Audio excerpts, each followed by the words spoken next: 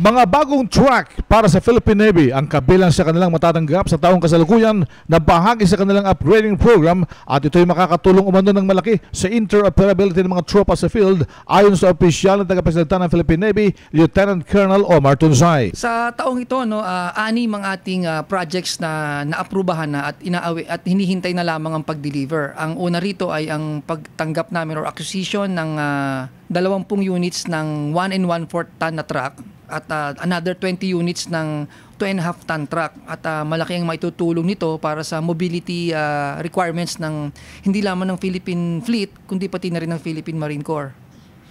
At bukod pa rito, magkakaroon din ng acquisition din. Ito ay pagtanggap. Ang acquisition ay kaiba sa upgrade.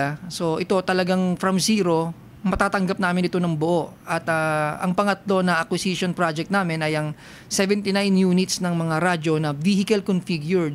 So magkakaroon na ngayon ng maganda-gandang command and control sa mobility assets natin sa hukbong dagat.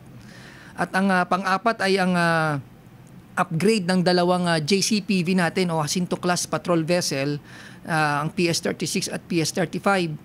At bukod pa doon ay meron ding upgrade ng dalawang patrol craft natin na Korean made, at ito yung PG-118 at yung PG-114. At ang huli sa lahat ay yung acquisition. Acquisition na to, hindi siya upgrade ng isang landing craft unit para sa Philippine Fleet, na ito ay logistics vessel na pwedeng gamitin hindi lamang ng hukbong dagat at pati na rin ng Philippine Marine Corps. Meron pang isa na for approval na rin, isang Coast Watch system upgrade. Upgrade dito sa isang lugar natin dito sa bandang bahagi ng Mindanao. Si Lieutenant Colonel Omar Tunsay, RH911, Bing Formento ng DCRH Nationwide.